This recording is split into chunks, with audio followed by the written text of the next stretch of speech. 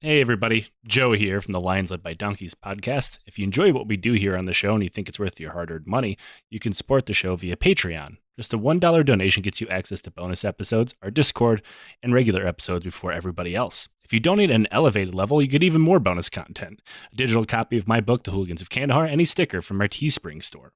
Our show will always be ad-free and is totally supporter-driven. We use that money to pay our bills, buy research materials that make this show possible, and support charities like the Kurdish Red Crescent, the Flint Water Fund, and the Halo Trust. Consider joining the Legion of the Old Crow today. And now back to the show.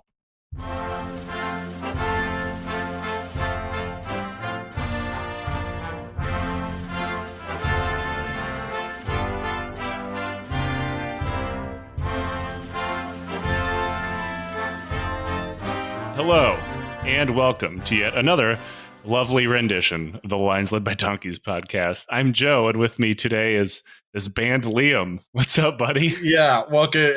Hello from the grave, from beyond the grave. You've been shadow banned. I've been actually banned. This seems like cancel culture Twitter. To me, bro.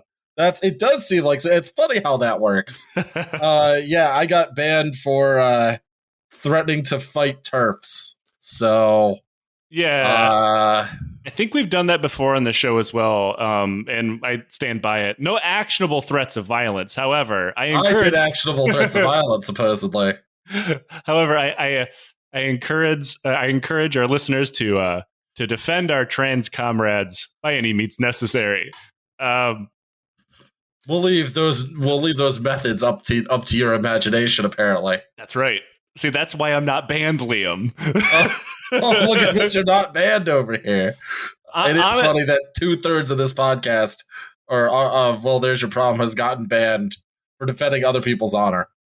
It wasn't Roz banned for saying that someone's neighborhood should be he was salted to the earth. He insulted my mom, and he threatened to do the Punic Wars to them.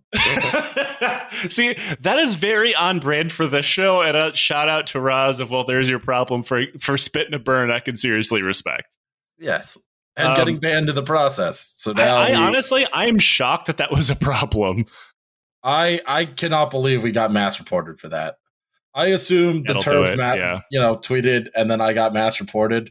I assumed somebody reported all my tweets, and I appealed, and apparently, as long as if I had done an anti-Semitism or a Holocaust denial, that would have been fine. No, you'd probably be verified. Yeah, I'd have a blue check mark that I could never get banned. I mean, I'm shocked I made it through fighting with the Azeri government without getting banned, because they have literal bot farms that will mass report Armenians and stuff, and I am legitimately shocked that did not happen to me. Must be nice, Joe. Instead, I just got a lot of death threats. One guy attempted to dox me and sent me the wrong address to a Dr. Kasabian, which is not me. And also, I'm a doctor, though. Yeah, thanks for thinking. I think he was a dentist. Thanks, I guess. I definitely wouldn't pass dental school. It's not real. Don't worry about it. Yeah, dentistry is definitely, it's like chiropractic, right? Your teeth are just naturally fine. They don't actually need care. Speaking of a guy who did not care about modern medical science, we're going to talk about a guy named Jean-Bédel of Bokassa. Have you ever heard of this guy? Not until a couple weeks ago. I'll preface this by me to him. What is your favorite crazy ruler of all time? I know, this is a hard question because you have to just kind of laugh at insanity that just caused horrible misery to people. The total weirdo that ruled over the general that ruled over Myanmar or Burma. That was guided by his dreams, and at one point just made people start driving on the other side of the road because he thought his country was going too far to the left. Wasn't that the guy who built a brand new capital that nobody lives in now? Yes. Perfect. This guy very much that energy. And the reason why Jean-Bédel Bokassa is definitely my favorite crazy ruler is because anybody who's ever listened to this show for any prolonged period of time, or maybe the series that we did about Napoleon's invasion of Russia, where I was allowed to gush openly, I am a Napoleon nerd.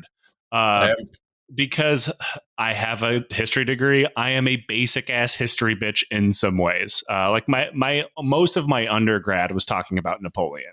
So like, yeah, we even have merch modeled on him. Like, this shouldn't surprise you that like I'm a huge Napoleon nerd. I try not to let it show that much. You do a piss poor job. My bad.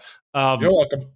But this guy is what would happen if I was put in charge of a country, I guess, and then just given not a gross domestic product of a nation, but like a literal allowance to do whatever the fuck I wanted. Don't worry, Muammar Gaddafi makes an appearance, because of course he does.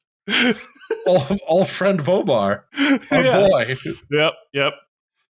Friend of the pod, Muammar Gaddafi. Now, this is the story of how a guy from the middle of Africa put my obsession to shame, attempting to carve out an empire for himself and crowning himself the Napoleonic emperor of a very poor, destitute country in the most insane way possible. So to start off, I'll point out the source I use for the majority of this. It's a book called Dark Age, The Political Odyssey of Emperor Bokassa, written by a guy named Brian Titley. I'll give you a second to laugh at that. I'd tell you to pick it up, as I normally do when it comes to our resources that I use. But I think it's out of print. I paid way too much for it. And also, it's very dry and dense. So don't read it. It kind of sucks. Just listen to our podcast instead. Yeah, honestly, I don't know many other shows have covered this guy. There's a couple of YouTube videos that are like, isn't this guy nuts? But there's a lot more to it than that, as there always is. And Brian does have a voice of a very much of a white guy writing about a crazed African dictator. So you kind of have to filter through it a lot. Sure. And there's the reason for that. And you're probably asking, well, why did you use that as a source, Joe? Is because there's not really anything written about this guy. I looked at the wiki. It's pretty sparse. It's fucking empty. And almost every citation is from this book. Now, there's been much more written in French. I don't speak French, and every time every time I try to say anything in French, I get laughed at. So that's how I feel with the Wunderwaffe episode, because half the shit's in German, and I'm like, not learning German for this one. That is every time I also attempt to say a word in German, because Nate speaks German, and he's like, actually, it's pronounced this way, and sends me like a WhatsApp clip of him saying it correctly. I'm like, wow, I fucked that up. So before we talk about Jean Bokassa, we do have to talk about how exactly a Napoleonic cosplayer popped up as the emperor of a small country in the middle of Africa, literally called the Central African Republic, later the Central African Empire. It's also referred to as Central Afrique, which I think it's like a compound word in French. Mm-hmm. But this also means we get to talk about the scramble for Africa again. Yeah. Yay. Now, everyone knows about Leopold II of Belgium, and I'm going to assume most of you know about German Southwest Africa at this point. If you haven't or don't, go back and listen to our two-part series and be sad for a bit. Now, while all of this is going on, the French established French West Africa, which today would be Mali, Niger, Burkina Faso, Benin, and the Ivory Coast, Guinea, and Senegal. Francophone Africa, right? Luckily, an incredibly stable part of the world. Some better than others. It's incredibly stable. Don't worry about it. Shut up. Especially nothing bad currently happening in Mali, Niger, or Burkina Faso. There is no Islamic State in Mali. Shut up. Meanwhile, at the same time, Henry Morton Stanley was carving out a genocidal empire for Leopold.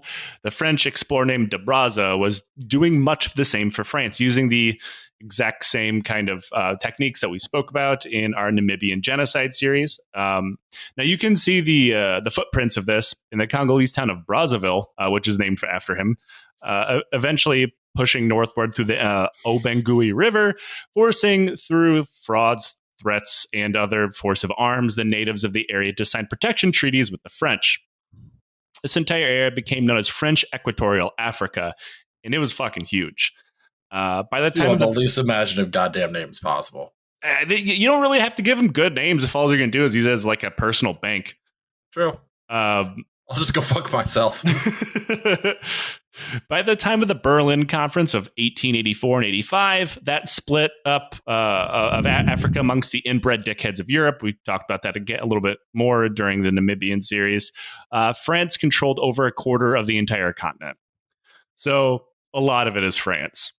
Now, just to underline how much of this is prestige rather than a scramble for actual riches, much of what France controlled when they actually took it over was thought to be completely worthless, barren desert, other than, the people that lived and settled on it.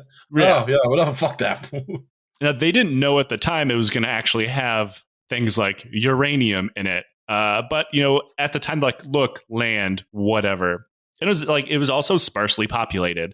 I think the Central Afrique only has maybe about 1.5 million to 2 million people in it, and back then it would have been significantly less.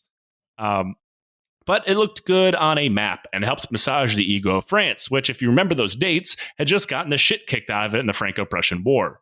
So it's like, we really need to massage our egos a bit after having our literal emperor captured by the Germans.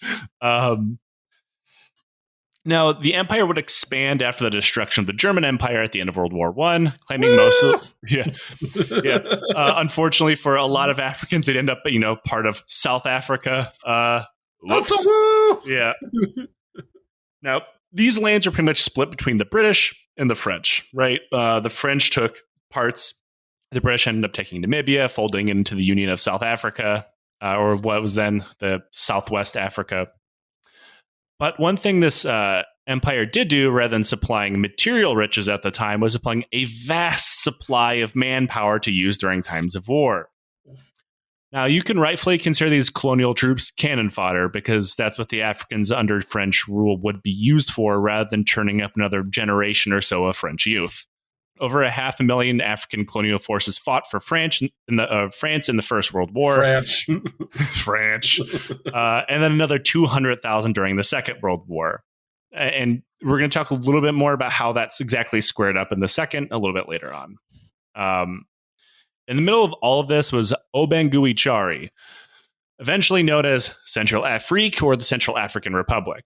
This is one of the more neglected and obscure corners of the empire, later called the French Union to make everybody feel better about things. Yeah, see, guys, we're all on the same team. We're not an empire, we're a union, guys. It's different. Anyway, give us rubber, we're going to cut your hands off. Yeah. Now, this area is split between two dominant ethnic groups, the Banda and the Baya.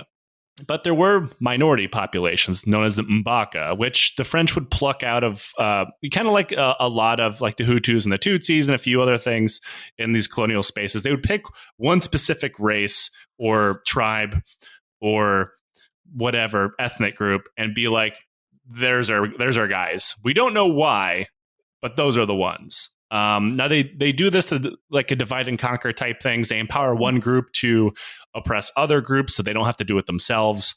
And this is the Mbaka in this area. The capital of Bangui was built where there wasn't much of a city before. It was kind of a decent sized village. But around the same time, the French split Equatorial Africa into what were literally known as zones of exploitation. Jesus Christ, man. Now, they would rent out these zones to private companies, and those companies would run these zones as fiefdoms. Who says white people have no culture? Yeah.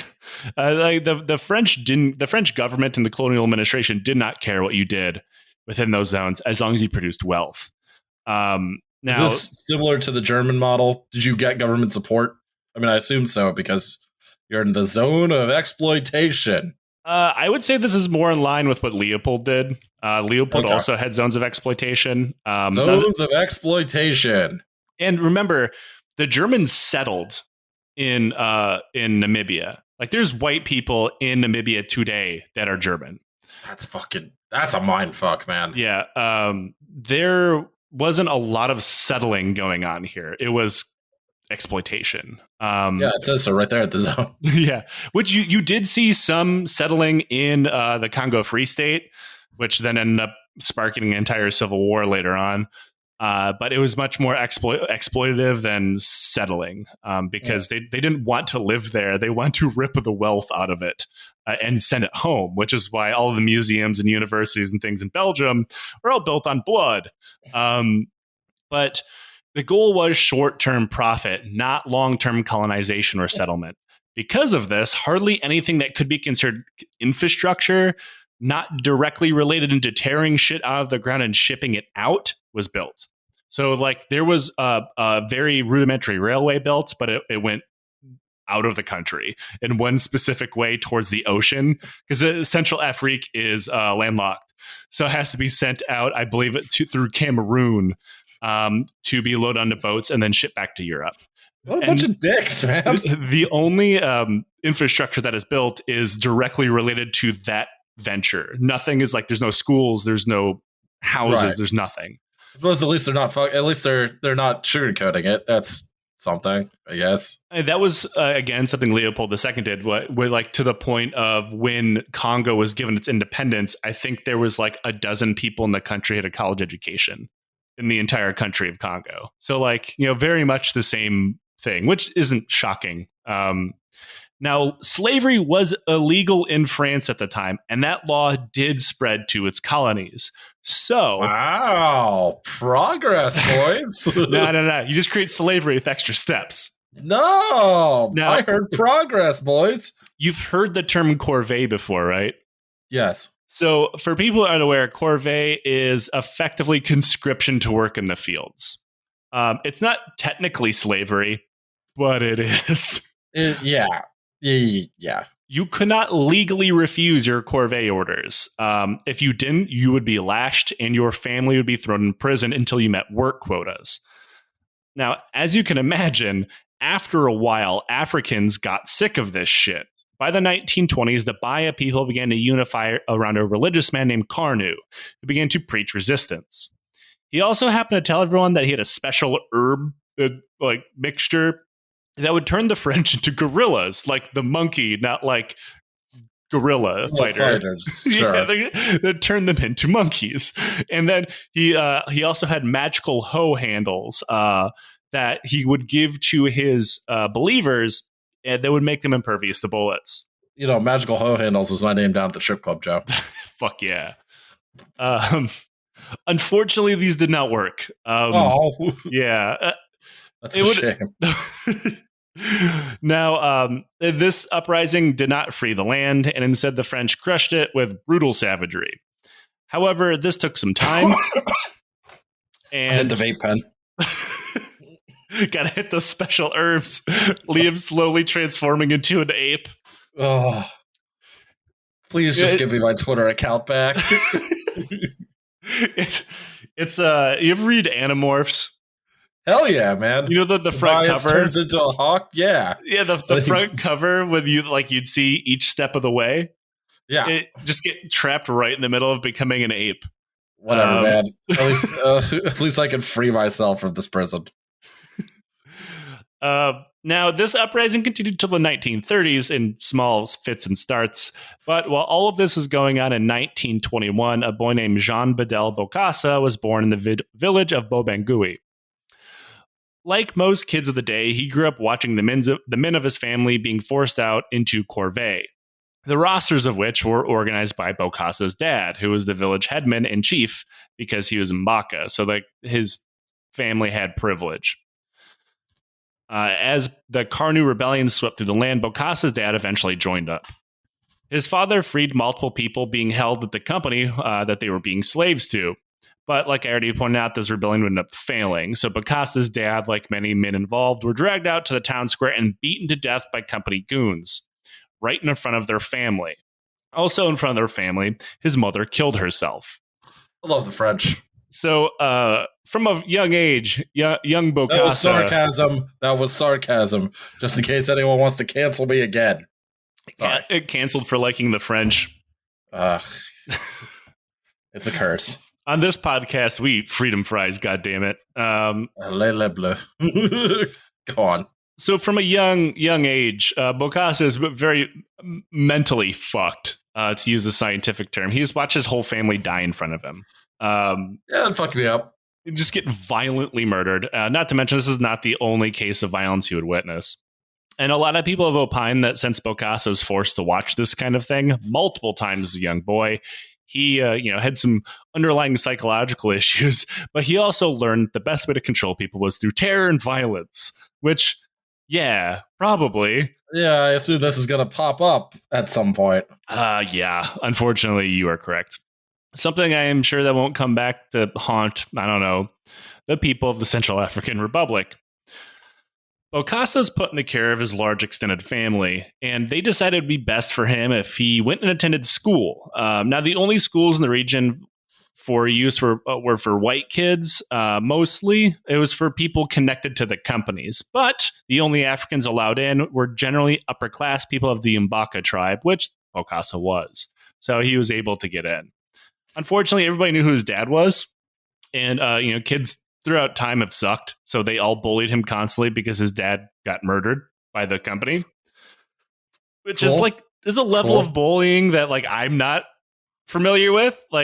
Even when I was in school, my dad died. He killed himself, and even then, kids didn't make fun of me for it. I can't imagine how shitty your kids have to be. Remember when your dad got beaten to death by the guy who oversees the rubber plantation? Loser. Now, he was a pretty small kid at the time, but he learned to settle all of his problems, again, through violence. Whenever anybody made fun of him or his dad, he would beat the shit out of them. And this worked. This led to every kid in the school being absolutely terrified of him. So he's learning. Not good. He went, how they say going to prison in the U.S. is like going to criminal academy or whatever. Yeah. He's just continuing to go through the alternative education path of being a French dictator. He's wait, if I hit people, they'll listen to me. He did well enough in school that he was recommended to go to a seminary and become a priest, though he failed out as soon as he started. Shit career path.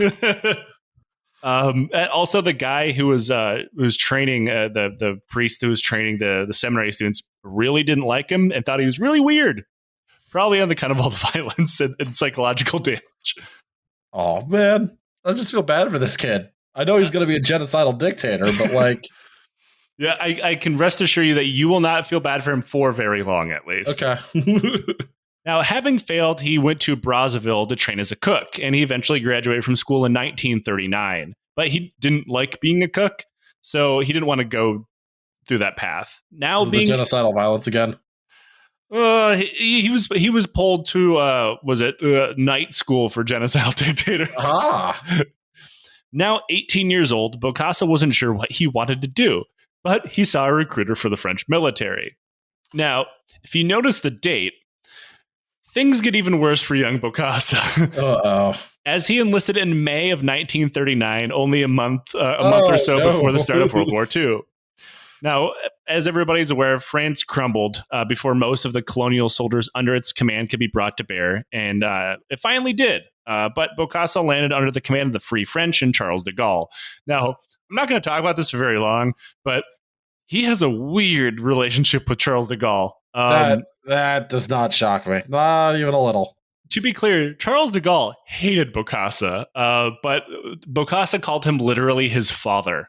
When Charles de Gaulle died, Bokassa then he was president, not emperor yet, but he went to the funeral and was crying so loudly it annoyed Charles de Gaulle's widow to the point she left. Oh, I just feel bad for him. I know I'm not going to admit it, but I feel bad for him now. And when Bokassa took over, he said that Charles de Gaulle said that he could take power, and de Gaulle didn't even know what his name was. It's embarrassing. Yeah. More like his stepdad. All right. Yeah. I mean, that's kind of the relationship I had with my stepdad. Now, this was by no choice of Bokassa's. It's not like he made the right ethical choice of not backing the Nazi puppet regime in France. There's actually a pretty good chance he couldn't tell the difference between the two sides. He simply went where his unit did. And of all of the colonies, French Equatorial Africa was the only one to set out the Free French government in exile, taking Bokassa with it.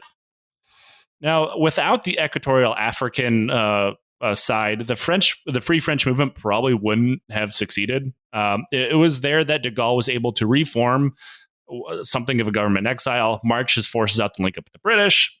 It gave him a base of operations. Right.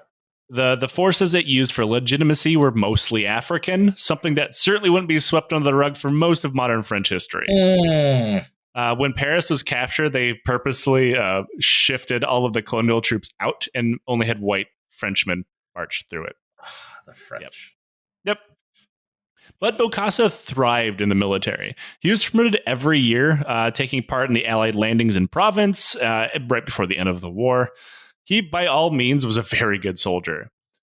With the war in Europe over in 1945, most of Bokassa's comrades mustered out of the military. They wanted to go home. There was some point that the French were like, yeah, you can move here. Like, you don't have to, like, for your military service, you can move to France, stuff like that. But for some of them. But he decided to stay in. In the 1950s, he went to officers' school, though France was still racist as hell and wouldn't actually allow him to attend school in France, so he had to attend the one in Senegal instead. Oh. After that, he was deployed to Indochina, modern-day Vietnam, in France's vain and futile attempt to hold on to their colonial possession. At this point, they had switched their name to the Union of France. Like World War II, Bokassa loved his time in Vietnam. He did see some combat. He was wounded a few times, but there's no major combat citations of note on his record. Shocker. But what he did love was fucking. Good for him. Now, according to several people and also him, he would spend every moment of his day looking to fuck. Now, this is just being a soldier. I can attest to that. Anyone in the military can say, like, yep, he was definitely in the military. Though, like all soldiers, he eventually found the woman of his dreams, a 17-year-old sex worker in Saigon. Oh. Now, they got a match made in heaven. Now, it sounds gross, and it is, but it wasn't illegal at the time. Now, they got married, or Bokassa says they got married. There's no record of them getting married anywhere. This could be a loss of records. He does seem to absolutely love this woman. And this seems to be the only child he actually loves as well, as a daughter who he has with her. He has registered as a French national, which is something he could do because he was a French national. Now, eventually, Bokassa was sent back to Europe, as he often was. Soldiers don't stay through the whole decade or so of war with Indochina. They rotate in and out after a set amount of time, right? Sure. Bokassa had done that a few times already over the last 3 years. He'd been going back and forth a lot.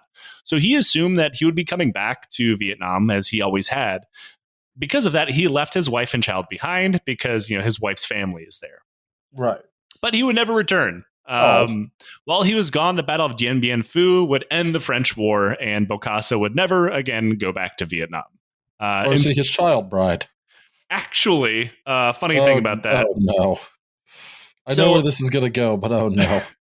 So, like I said, by the end, this is a 2-part series. By the end, this Bokassa will have been married 17 times. Good for him.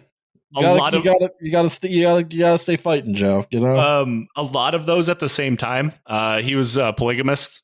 He was not a Mormon, but polygamist nonetheless. And he just seemed to be the only one he actually loved. And he had 60 kids, I think.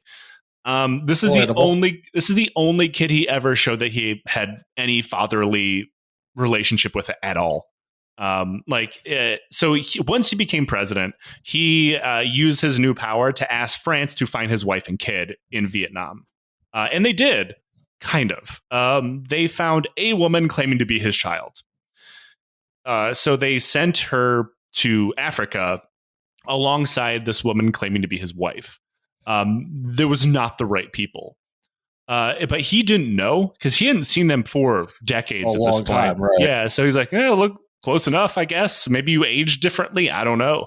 But when France admitted, like, whoa, we got the wrong people. He's the right people. This is the most love he's ever shown for anybody was in this moment. He just allowed those people to stay in Central Africa, living like queens, in their own palace, everything, and then brought the real ones there as well. And they were like neighbors in palaces.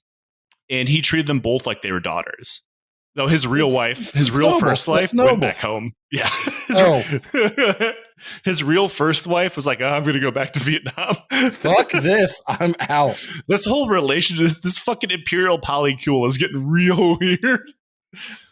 But after all this time, he would go back to France, get promoted again, now a second lieutenant, and then he would eventually make captain, and he'd eventually go back to Bangui, the capital of the Central African Republic.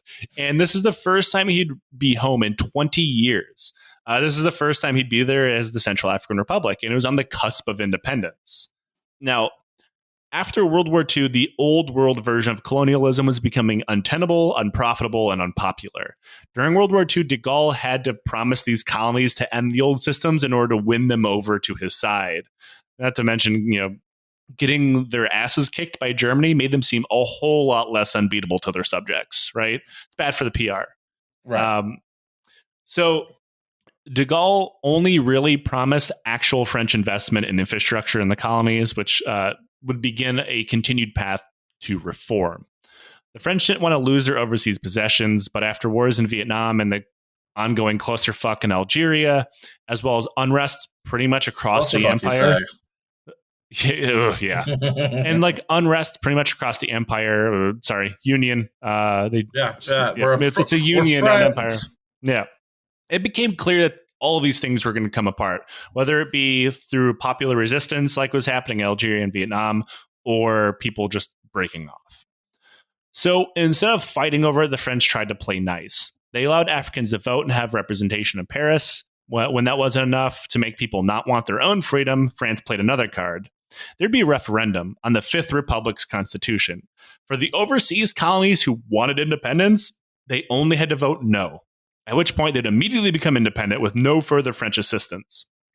Now you can see why that would be a problem. Bit of a dick move, but all right. Yeah, it was actually worse than that. One nation took them up on this, Guinea, and retribution was swift. Without French assistance and I'll consider intervention in these places, the countries didn't have much left to stand on. And French made it, the French and the Belgians and every other colonial power in Africa did that on purpose. And they did more than that. They took everything that wasn't bolted down or anything that could generate wealth in their absence, saying it was French property.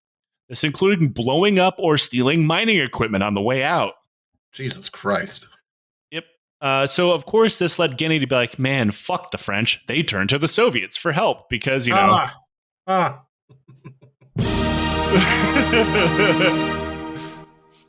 Still have it. Gotta go. Of course, this scared the shit out of France and NATO. Like, how could they possibly turn towards the Soviets? And like, to be fair, Guinea wasn't communist. They're like, well, who the fuck else can we turn to? And that was another thing that a lot of the French allies like, yeah, we won't do business with them either. Like, we'll do you a solid. Fuck those guys. So like, they had nobody else to turn to, which of course means, I guess they're communists now, right? And like, Bokassa would eventually use that against them as well. Now, the Central African Republic was in a weird limbo area, not able to control many of its own structures by the French Constitution, while being told by the French government they were to run themselves, while leaving things like defense, policymaking, trade, and economic development to the French and the private sector, which controlled most of everything still. Now, its premier was a priest named Boganda. He was very popular and favored independence, but saw doing so functionally impossible, which was the entire point of the French government at the time, right? Make the idea of independence terrifying to the point that you just give up and go with it. Right.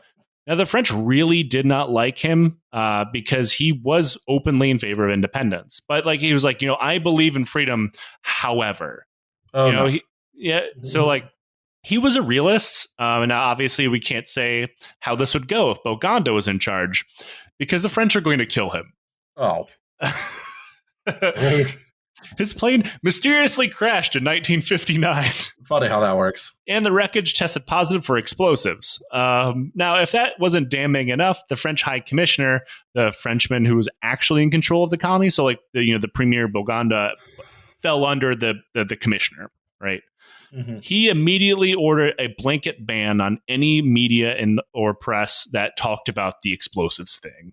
So French killed him. I feel comfortable saying that. French did it. Now, this led to a rise of a guy named David Dacko, a man we will be talking about quite a bit. This guy sounds like an asshole already. He is. France supported him. Now, Dacko, along with various other premiers of the area, began to argue for full independence without the loss of French investment. Dacko was also a sovereigntist. Like, he didn't like the French Union at all. Now, France also saw that cutting them off completely, like they did with Guinea, leads to them becoming communists so they can get money and weapons and stuff. So in 1960, the French finally granted them independence in order to keep them within their sphere of influence. It's known as like the Franc bloc or whatever, the French economic zone. It was pretty much all of bloc. I like that. Yeah, it was all of Francophone Africa and then France.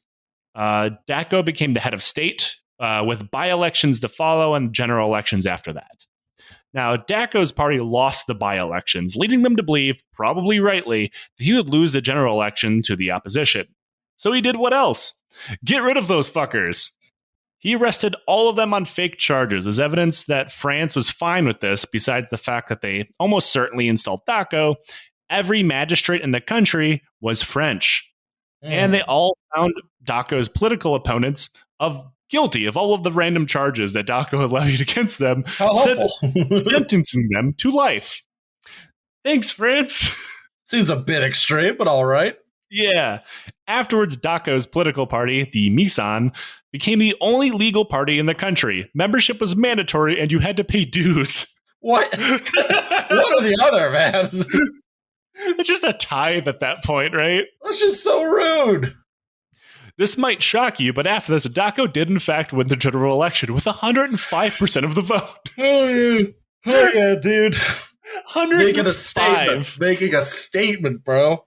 Because when you're cheating, why bother making any sense at all, right? Mandate. It's a mandate, Joe. That's right. Now, the Central African Republic, which I will also refer to as CAR, was inflicted with a purposefully induced problem that many formal colonial administrations deal with. There was simply not enough Africans to take over skilled jobs within the government, and most of these jobs were filled with French people. Dacko was actually totally fine with this, but he also knew he had to surround himself with sycophants that helped him take power and, kill all of his political opponents. So he rapidly promoted anybody who just happened to work for the French, assuming that they would kind of know what they were doing. Ooh. Instead, this happened to be like guys like lowly office workers and random government departments down to, the bus driver or whatever. As long as you A, like the French, and B, like David Dacko, you'd get a civil service job that paid an incredible amount of money. They were given vast amounts of power and access to the government budget, which everyone robbed blind immediately. I mean, when you think about it... Yeah, I would do it too, man. These people are making, most Central Africans at this point are making less than $100 a year. Right. So like even some of the privileged Mbakas. Yeah. Like now, okay, bus driver, you're now the head of the Minister of Transportation. What happened to all your buses? I'm taking the shit. Yeah. This is my armored bus. This is my armored bus. What are you going to do about it? I'm taking everything that isn't bolted down and running across the border to Senegal, probably. And like, the French didn't care. They were like, oh, this isn't going great, but whatever. They just kept pumping money into it. Oh, that's the French, baby. Things got so brazenly corrupt and mismanaged that by 1961, when Dacko was on a tour of the country, peasants and farmers told him to his face they'd rather the French be in charge again. Oh. Now, like... Oh. This is going to be the case with Bokassa as well, but David Dacko and most governments of the Central African Republic, it's kind of a problem today, have no span of government. Most of this is due to corruption, mismanagement, lack of communication infrastructure, but outside of the capital, most people the government's more of a vibe. Right. So like, they're like, oh, is that the president? Fuck that guy. Like, they didn't give a shit about him. What is that you said about Afghanistan? You physically control the ground you're standing on? Yeah, I mean that's kind of the same. It's the same in a lot of developing places that because when you think about it, these countries didn't exist not that long ago. They were a group of people living on the same area of land that may have had relations with one another in some shape or form, and then Western governments came over like, nah, y'all are the Central African Republic now. Work together. Right, you're friends now. Hello. Yeah, it's a union, you guys. Yeah, your countrymen make it work. To me, right. Now, the main problem is that while the French were in charge, there was still corruption. However, it wasn't so in your face. And you also knew the fucking white people are doing it. Now it was corruption with an African face. So like none of this money went to any of the people in need, of which there were many. Instead, more and more of the budget went to the inflated civil service salaries to the point that the entire government budget could not cover it. Now, this is a smart move on Dacko's part because these empowered people, mostly of the Mbaka tribe, of which he is also a member of the Mbaka tribe, are the people that if they're really unhappy, they would be the ones that kill him or overthrow him. Right? So, like, I need to make these 10 people happy. Fuck the other 2 million. Which is, I just love the idea of a bus driver making like 500 G's a year. I mean, that's what Nicolas Maduro was before he got into politics as a bus driver. So far, it's gone swimmingly, right? Now, when the car had budget shortfalls, which was every month. Oh, really? France would swoop in and cover the red areas. They did this because Dacko was their guy, and despite unpopularity, he refused to nationalize any resource because all of those private French entities were still in charge of everything. Right. So because they don't care how they're making their money as long as they're making it, presumably. No, don't fuck with the money. Like that's the through line of history. If you are a country who wants to be independent, you might be able to be as long as you don't fuck with the money. So you don't truly have independence, you know? Now, throughout all of this, Bokassa himself played no meaningful role. He was stationed at home in Car, but he was still a member of the French military. A fledgling Car military was forming, so Bokassa decided to get in on the ground floor. He resigned his position with the French military, joining the Car One and becoming a battalion commandant, far above the rank that he once held. Now, this also helped that he was David Dacko's cousin. It's funny how that works. Yeah. Within a year, in 1963, he became the commander-in-chief of the entire Car military, despite the fact that he was a captain in the French military a year earlier. Hey, man, he's a grinder, you know? He shows up, he goes after what he wants, you know? Like, I know rank structure is different, but I can only imagine all of the dumb commanders I've had, the company commanders in the U.S. military, captains. Like, I can't imagine, like, surprise, you're the chief of staff now. Like, oh, God. But I knew him when. I watched him. You would not believe the things I've seen this man do. Yeah. Did I tell you about his thing with the goat? Now, the Car military at this point wasn't much of an entity at all. It was around 500 dudes who had virtually no training or weapons. And then in 1964, Bokassa was made the only colonel in the entire country. Oh. He didn't promote himself. His cousin did. It's fine. It's fine. You're corrupt. Shut up. Now, his rise to power could be thought of as default. Like I said, he was David Dacko's cousin, but he was also related to Boganda. And he also happened to be the only captain in the French military from the Mbaka tribe, more specifically from the same village that Dacko was from. So, like, he just kept getting promoted. Now, Dacko knew that his cousin was kind of an idiot and was very vain and had a bit of a god complex. You don't say. At one point, he said that he had a dream where the Pope came to him. This will be another thing that happens a lot. There's a lot of Pope-related imagery and delusions. And that told him he was bound to do great things. He also said that, like, Napoleon spoke to him in his dreams. See, that I'd actually believe. I don't think Napoleon would have great things to say about him as a black man. Napoleon, you wily bastard. He made slavery illegal again in the colonies, like Haiti, you know, tried to invade them. Oh, I do seem to remember something about that. It's fine. Yeah. But Dacko knew that his cousin cared more about awards and titles than really anything else. Like he went everywhere in dress uniform. It's Africa. It's hot as fuck. He's wearing like his French dress uniform, which is like made out of wool. One of those guys. Yeah. The guys who stand at parade rest at a Jimmy John's. That's right. Now, he thought, like he said, that he was sent by God to do great things. So he was a little bit worried that he'd have a seat at the table of politics. And he's slowly but surely always getting closer and closer into doing that, to the point that, like, now the army wasn't important. Because it was just like 50 dudes, right? Yeah, like he was supposed to, in ceremonies, he was supposed to be like the 6th guy back. And he like kept demanding to stand next to the president. Everywhere he went, he brought soldiers too, which like made people uncomfortable. I kind of like that. Like, this is my posse. And like there was still French soldiers stationed in the country. So like Dacko didn't really care about his own military. Like, I'm not going to get invaded. The French are here. Nobody cares about us. Like, these guys are just here to do parades and stuff, which was pretty much what they did. So he sent his idiot cousin on a soft exile. He ordered him to go to France for a ceremony and then ordered his passport to be revoked, banning him from the country. Oh, dick move, man. Yeah.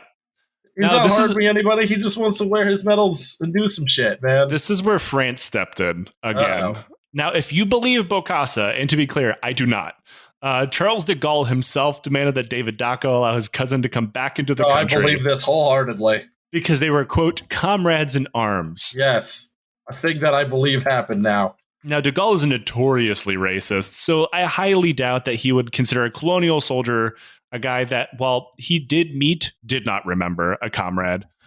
This is definitely wishful thinking on Bokassa's behalf, but the French did pressure Dacko to relent, and he did. Now, the reason for this is obvious. Dacko was tanking the country. No matter how much money the French gave him, which was a lot, it was like hundreds of millions of francs a month. Every month at the end of I'm in debt. Help me.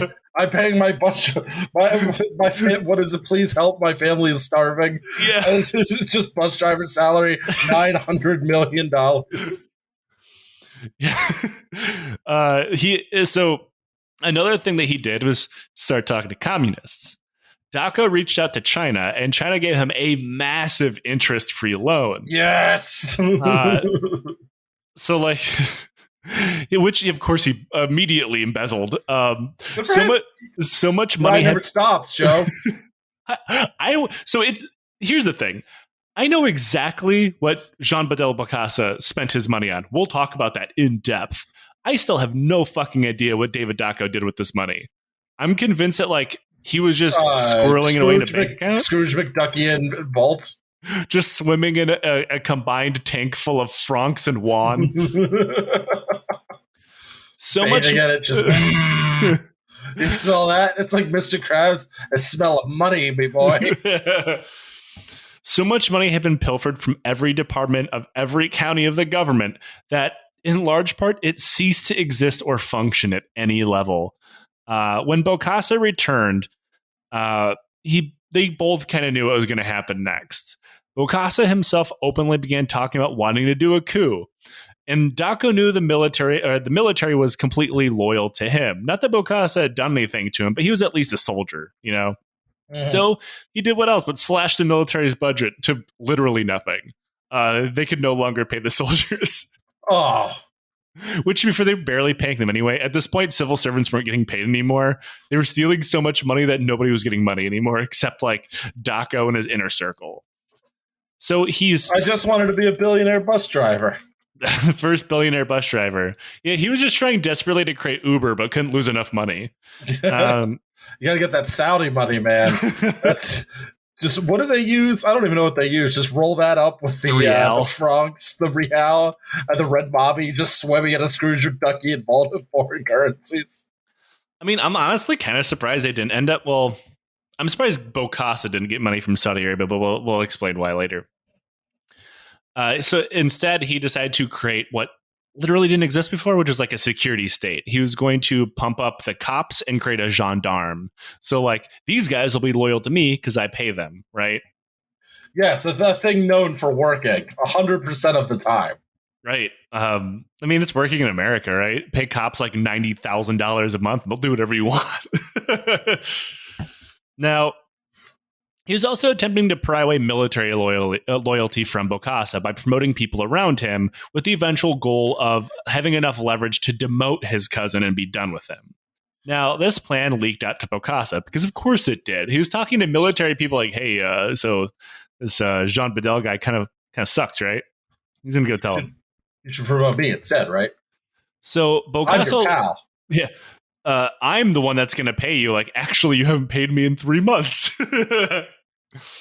Now, Bokassa launched his coup at the end of that December, taking the capital and presidential palace without any real fight from the cops or the presidential guard. Also, the guy, so he couldn't find Dacko, and then another guy was like, "President's gone, shit's popping off, I'm president now." So there's like a coup within the coup. Nice. And then some Alexander Haig shit. So Bokassa locked him in a wine cellar. Like, just go in the basement, nerd. You ever read The Cask of Amontillado? This is going to turn out a little like that. Now, Bokassa began to panic when he couldn't find Dacko, thinking he had run to the French to ask for assistance, because this had happened before. A coup happened. The president's like called the French and like, hey, my military is trying to kill me. And then the French came and supported him. So he was really worried that, you know, the French would step in and, you know, shoot him. Sure. But instead, Dacko had no idea what was happening. He had left the capital to visit his friend on a plantation about 80 miles away. And he was shit-faced drunk. By the time he was told what was happening, rumors of his death had begun to circulate throughout the capital. And he figured he could go back to Bangui and tell his cousin, or talk to his cousin, like, hey, you're being a dick, cut it out. And he'd be like, all right. Or at the very least, lead a resistance against him, right? We'll rally the cops or the gendarme or the president, just rally someone with guns to tell his cousin to fuck off. Instead, he only made it a few miles down the road when he ran into some soldiers who arrested him and chucked him in prison. Aw. Now, this entire coup was largely bloodless. It killed 8 people. Now, the story behind that is very thin, but I really wish the book Dark Ages went into this in more detail. They were killed by a night watchman at a radio station armed with a bow and arrow. Yeah, 8 people apparently being gunned down, arrowed down by a night watchman armed with a bow and arrow. And this is one of the problems I have with this book, because if I was writing this book, even from a historical standpoint and not like, you know, flourishes of pop history, I'd want more detail than that. I mean, like, the soldiers were barely armed during the coup. A lot of them didn't have guns, and if they had guns, they didn't have ammo. But, like, also, how dedicated are you to your job as a night watchman? You're going to square up with, like, half of a squad of dudes and just fucking arrow them, you know? Hey, man, you know, I play a lot of Far Cry 5, you know? I feel confident in my ability to wipe out 8 dudes with a bow and arrow. Can you imagine being, like, dude number 7 or 8, just, like... You can't have that many more arrows left. I used to do coups like you until I took an arrow in the knee. Oh, I knew the joke was coming. It's the one joke. I have no choice. Now, you don't have to be like this, Joe. There is another way. I must be insufferable. But David Dacko would not be in prison for very long. After this, with Bokassa firmly in charge, he simply walked up to the prison where his second in command during the coup, a guy named Captain Bonza, was threatening to kill Dacko with a pistol, like just shoving it in his mouth and screaming at him. Oh, so like the opening of Call of Duty. Yeah, all right. Yeah. And Dacko's just like bawling his eyes out. Aw. Now, Bokassa randomly ordered every prisoner to be released from prison. What? Now, when he was warned by the warden that, yes, there is some political prisoners in here, there's also rapists and murderers and stuff. So he fired the warden, made himself warden, and then ordered all the prisoners to be released again. I mean, I'm for prison abolition, but not quite like that. No. Critical support to Bokassa the First. Sorry. Dacko was brought back to an army camp where he was forced to resign as president. And then while he was no longer in prison, he was effectively kept under the custody of the military, which wanted to murder him, but Bokassa refused. Now, the same mercy was not given to the same political opponents arrested that night. Uh-oh. The leaders of the opposition, which had been pretty much all of Dacko's yes men just a few hours ago, the guys, you know, let's just go with the bus drivers. They're the bus drivers who've been pocketing all the money. Right. Were brought in, tortured, and murdered right in front of Dacko, who again was crying the entire time, thinking he was next. Mostly because Bonza is like, "You're next, motherfucker." Like he should have been next. It kind of feels like he should have been next. I don't know if we're pro or anti-coup on this podcast, but like, you know, I always wanted to be a bus driver. I'm anti everyone involved in this government. Yeah, that's fair. Go to both sides this one. Oh, enlightened centrist Joe Kasabian. Now, Bokassa needed to quickly legitimize his government in the eyes of the world, but mostly the French. He blamed everyone for failing the people, and Dacko had sold the country to the Chinese, allowing the communists to come in and arm a tribe of pygmies. What? Which is exactly what it sounds like. He was telling the world, mostly the French, mind you, that Dacko was planning a Chinese Maoist communist insurgency with a tribe of pygmies. Uh-huh. All right, I'm on board. Why not? Let's do this. I wish this was true because that would be rad, but it absolutely was not. He produced guns that he said were taken from them to show the French that he had saved the country from a communist insurgency. And then he shot gold dust at a rock. It's crazy how that keeps popping back up. No, the ambassador pointed out that those are French weapons and literally laughed in his face. Oh. Now, the Chinese were in the country. There's no evidence that they were ever attempting to foment any kind of insurgency. But yeah. Be a lot cooler if you did. I guess. It couldn't do any worse than this guy. I'm on team tribe of pygmies here. Also, I don't know if that's considered a derogatory term. It was used in the book. Nate, just bleep it out. Feels like it is, right? Like he, but at this point, Bokassa was firmly aligning himself to be an anti-communist because he knew that this would be what France wanted him to be. But here's my thing: Bokassa had no ideology. He loved him some Bokassa. That's it. There'll be a through line through this entire two-parter is that he did not care what banner he had to fly as long as he was in charge. He did not give a fuck. So in his speech when he took over, he talked about like the proletariats are going to take power. The bourgeoisie will be rejected. Like his speech is straight up like, I don't know, like baseline communist stuff. Right. And then he just didn't believe that. Of course not. No, because he wanted to be in the photo op, and that is his ideology. He wanted to.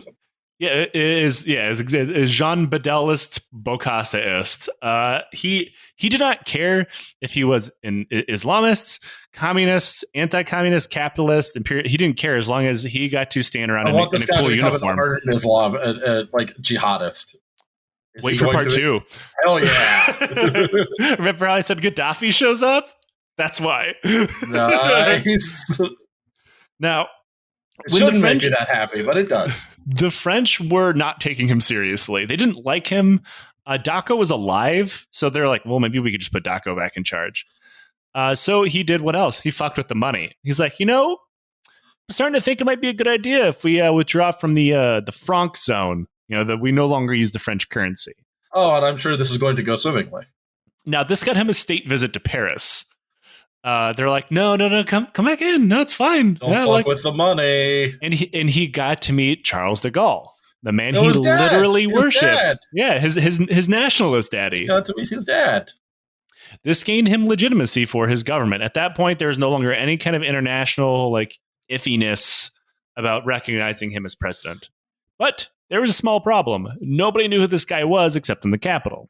So he got dressed up in his battle uniform, full of awards, and had a photographer take pictures of him striking poses in front of a collection of soldiers that he ordered to stand around just for that occasion. Like, you ever heard that story where Hitler took pictures of himself before, like, making hand gestures and stuff before speeches? Yeah. To see how they looked? He kind of did that, and it looked just as ridiculous. Now, he dismantled the government and replaced with a revolutionary council. And what else? Elections to come. They didn't. There's never any elections. What? Come on, man. Really? Instead, he ruled by decree, something that David Dacko didn't even do. Like he at least like passed it through the National Assembly. Illusion. Yeah. Now he figured Dacko's ban on every other political party was actually pretty cool, and he kept that in place, and then just like took over that party. He decided to tackle one of the biggest problems facing the country: unemployment. Now, he did this in the most insane way possible. He simply made being unemployed illegal. You have to get a job or you're going to go to jail. That fucking rules, to be honest with you. Now, he didn't like... I could see... You can't. See, on this piece of paper, it says you can't. I could see some kind of like national work program where like it would be illegal for the government to not give you a job if you needed one. But like this is down to the individual person. Like, no. If you don't have a job in this place where we have no jobs, you're going to prison. Well, you don't have to worry about finding a job, I suppose. He made no attempt to for a jobs program of any kind. He never tried. There was no like large scale infrastructure programs, nothing. So people just went to prison. Homelessness was banned, which you know, so was begging. I shouldn't laugh because I know this guy's a horrific piece of shit.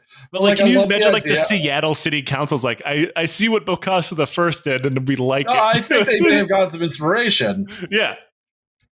Jenny Durkin's gonna crown herself Emperor of Seattle. Now, did you hit the vape pen, Joe? No, I accidentally inhaled water. I mean, what is water but pre-vape? Pre-vape. I took a load of pre-vape in the mouth. Now, oh well, I'm pointy. Some might say. He made begging banned. He made that illegal, which the U.S. does that too, which is not cool. Any kind of nudity was banned, to include in private. Hate's fun. He also banned polygamy, which was rich because at this point he was married to 6 different women. Yeah. Like Dacko, he jacked up salaries for civil servants and soldiers in order to buy their loyalty. Along with that went promotions to everyone, to include himself to general and Bonza to captain. He was obsessed with making things look good without taking care of any of the underlying problems. For instance, he made simply any show of poverty illegal. What? Yeah, like if you lived in a shack or like a slum, bulldoze it. You can't have that. Oh, okay. So the Israeli route. Got it. Are you going to build houses? No. Not going to do this shit. He also realized, like, wow, we have no public transportation. I'm going to fix that. I'm going to buy... The bus drivers are making $900 billion a year at one point. So I'm going to buy all of these new modern buses from France. And France obviously is fine with that because they just filter the money they give him right back into their own economy, Sure. Small problem. They don't have any roads, Liam. Off-roading buses. Off-road buses. By October of that same year, he finally openly admitted he had no intention of ever stepping down from office. Soon, pictures of him popped up everywhere on walls, posters, and billboards. People wore shirts with his face on it as they walked down multiple dirt roads that had been renamed after him, some which turned right into others. There is a good chance that you could drive down Bokassa Avenue and turn right onto Bokassa Street. He even said something like, kind of sweet. He even said some shit that you would straight up get out of like 1984. During his speech, he said, quote, "I am everywhere and I am nowhere. I can hear everything, yet nothing. I can see nothing, but I can see all." All right, guy. Yeah, right? Relax. That's like some supervillain shit. He held lavish banquets for tribal chiefs and diplomats, so it cost millions of dollars, where he'd eat and drink himself into unconsciousness, while his country, at large, starved. Anyone who spoke against him was sent to prison, which, despite being emptied previously, had become so overcrowded within a year, it became known as the Devil's Hole. Oh. No health care was given to anybody who was locked up there, and sometimes they wouldn't get food for days or weeks. So some of you are like, wow, Joe, you can't just not eat for weeks at a time. You're right. You die. You just die in prison from starving to death. Oh, that's rough. Yeah. Sentences and death sentences were seemingly handed out at random, depending on the mood that Bokassa happened to be on that very hour. While prison guards and wardens bilked families out of money, promising to release their loved ones, and then not releasing them when payment was made, Bokassa would also randomly order the death or release of people without warning. At one point, he simply walked in and ordered everybody there on a murder charge to be executed while releasing all the women. Okay. This is not how prison abolition's supposed to go. No, you simply get rid of all of the prisoners, and then you have no prisoners. Wait, that's how you are you going to release them? No, I'm going to beat them to death. No. Old-fashioned way. Old-fashioned prison abolition. It was even joked within the prison that you could be released any day as easy as you could die because you never knew what the fuck Bokassa was going to do next. God, that's depressing. Now, another guy that eventually became the victim of Bokassa's randomly spinning mind was his second in command and current Minister of Finance, the new Colonel Bonza. He kept getting promoted, you see. Of course he did. Bonza continually told Bokassa that, like, we have no money. Please stop spending it on stuff. Like, he was like, seemed to be the one guy in government that was good at his job. Well, at least attempting to be good at his job. Trying to do his job. Yeah, I am Minister of Finance. I should do finance things. And then when he attempted to do finance things, Bokassa's like, wait, no, that's not how this works. And 20 years in prison. Ooh, no. Bokassa took this to mean that this man meant to overthrow him. Oh, of course. Yeah, why not? Sure. Now, there is some evidence that Bokassa did mean to do that, probably because he realized he helped put a crazy person in charge. Just imagine like 2 a.m. been drinking, just like, oh no. I fucked up. Oh now, boy. Oh, what are we gonna do? He finally did start planning a coup when he got demoted. There's some like minor. Understandable. Joe, you should have done that. Right? For my tiny base in Afghanistan, like, I will overthrow the president. Now, he was demoted like randomly. He was sent to some depths of the agriculture department or something that he had nothing to do with. Granted, he wasn't like an accountant before this either. He just got jobs that Bokassa wanted him to have. Gotcha. Now, his plan failed and he was arrested. Unlike Dacko, he got executed and buried in an unmarked grave. Oh, yeah. Okay, then. Now, all of this is what I would consider a boilerplate dictator shit, right? Right. You got, the crazed lust for power, executing your enemies, executing your friends, finding enemies when there is no enemies. Now, after the death of the murder of Bokassa, rather, Bokassa seemed to go completely insane. Now, like his friend and coup buddy was like the only person that could talk to him like he was still a person. Right. Could rein him in even a little bit.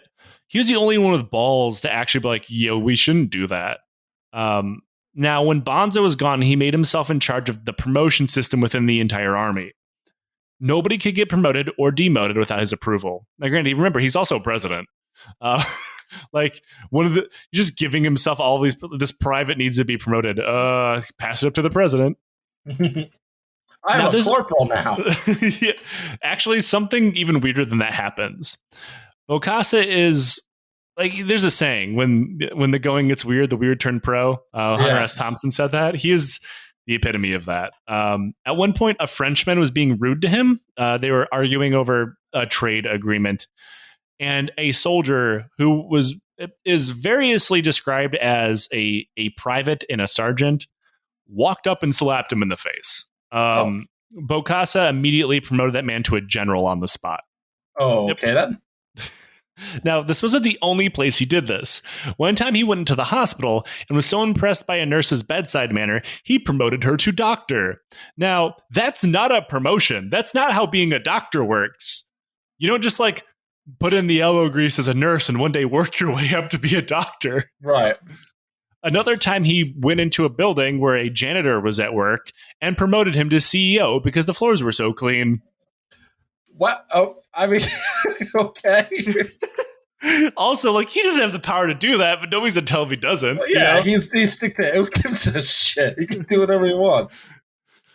He also made himself the decision maker for every department of the government, meaning that when he was gone, nothing could legally be done. No function of government could be signed off on when Bokassa was out of the country. And he went abroad a lot, meaning even the stupid things the government did do, they couldn't even do that. Right. Also, the reliance on decree meant that nobody was really sure what was legal and what was not. There's no central issuing authority at all. There was right. There was no like Department of Law and Decree. They're like, hey, he signed something new today. There's the Department of Guy. Yeah, there's the Department of Guy. Jean. Decrees were announced over the radio, and not everybody had a radio. So like a lot of parts of the Republic, people just like, hey, I heard over the radio that like we can't have we can't have a tin roof anymore, or the government's going to come and make us homeless. Or I heard over the radio that when we fuck, we only can say Bokassa's name. But imagine a country-wide game of telephone, but for laws. Yeah. Like, oh, what a horrible way to go. Also, he occasionally like just put out decrees that one would override the other. So like nobody was really sure what was illegal or not. And his laws were pretty much ignored outside the capital because nobody knew what the fuck to do with them. Right. It's not like he was coming because the roads are all dirt and they have off-road buses. Oh, he wasn't going to cat tracks. He wasn't going to go out there. He was going to dirty himself by talking to the proles. He's like, I'm going to stay myself. He had like 6 palaces at this point. To be fair, I would also like 6 palaces. I don't even have 1 palace. New Patreon goal. Get us a palace. By 1972, he officially made himself president for life and a marshal of the Republic. Now, He insisted his ministers of government call him Papa, which is creepy. That's fucking weird. I don't like that. Now, if anybody remembers how we started this episode, probably just had their ears perk up by the Napoleonic nerd calling himself a marshal. More than that, he gave himself a new uniform, a blue military outfit with gold trim, modeled off of Marshal Michel Ney, one of Napoleon's marshals of empire. Did he wear it everywhere? Please tell me he wore it everywhere. Yes. Oh, yes. He gave himself so many random medals and awards at this point, he had to reinforce the right side of his jacket to hold them all. Oh, that's some real Idi Amin shit. I like that. Yes. Yeah. I think Idi Amin's uniform is still more ridiculous. But to be fair, Idi Amin doesn't eventually make himself emperor. So point match, Bokassa. Now, he also carried a cane with him at all times. This was to mask a limp he had developed on a horrible case of untreated gout he had developed. Of course, this guy had fucking gout. Because he wouldn't stop eating cheese. He Kim Jong-un himself a limp. I'm not surprised, not even a little. But he declared it his cane of justice. Fuck it. Okay, dude, rock. Go on. And then he would beat the shit out of anyone who displeased him. This extended to punishments to prisoners sentenced to death, who were then beaten to death while he watched. Now, when the UN pointed out that that's awful and you shouldn't do that, he called the General Secretary of the United Nations, quote, a pimp for colonialism, a bitch. Also, not wrong. Heartbreaking, the worst person just made a great point. Yes. I love that he's walking around with an official justice pimp cane and calling the General Secretary a bitch. Trick-ass bitch, fuck off. Now, at this point, his friendship with France was failing, mostly because France refused to give Bokassa any more money. They were providing tens of millions of dollars a month in assistance, which Bokassa then spent randomly, mostly on food and booze for himself and his friends. When France didn't upgrade his allowance, he decided he'd give communism a try. Kind of. Now, I will call his attempt at communism what anybody would attempt to do should you... breeze over an article or two, then call yourself a communist, right? He appealed to communist nations for money, mostly Romania under Nicolae Ceausescu for some reason. Him and Ceausescu were best friends, which is a weird relationship I did not see coming. Okay. Kind of here for it, though. I mean, for people who are unaware of the insanity of the Ceausescu Romanian government, give it a quick Google. We'll eventually talk about it and how he was overthrown, but dude is nuts. Now he effectively, normally it's the unwritten thing that's it's obvious this guy will just do whatever as long as anybody gives him money. He'll be communist if Romania gives him money. He'll be French if French give him money. He straight up said, "I'll adopt any ideology that you want if you build a modern train system within the country." Shockingly, there were no takers. The one time, every communist is yo, but nobody would do it. I think everybody just hated him. Now, he fired every French agriculture specialist in the country, replacing them with his friends. When I was reading this, I was really assuming he would just adopt Lysenkoism. Fuck it, I'll do communism, but plants. But most importantly, none of these guys have ever worked on a farm before in their life. Bokassa poured money into new collective farms, which not only went against the traditions of the people in the area, it reminded them of the days of the corvée. Because now they're no, you're all going to farm together for the government. And they're yo, we did that before. That shit sucks. Furthermore, this is a country full of people who are kind of hungry, right? There's definitely a hand-to-mouth, best case scenario, subsistence farming, right? But he wanted them to grow cash crops instead of food. Yeah. Now, according to this plan, known as what else but Operation Bokassa, crops are supposed to triple. They fell by 19% and caused a famine. Oh. Oh, no. But none of this slowed him down. He built the University of Bokassa. What else? It started a national airline staffed by a single DC-8 airplane called the Bokassa.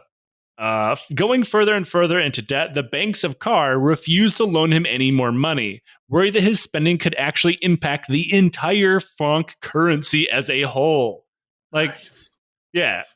So he simply shut down the bank and was about to print his own francs when France... With his own face on them.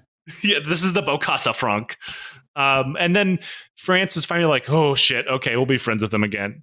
Mostly because the presidents had changed. A guy named Valéry Giscard had become president, noted for claiming a noble bloodline and being a bit of a vain dickhead himself.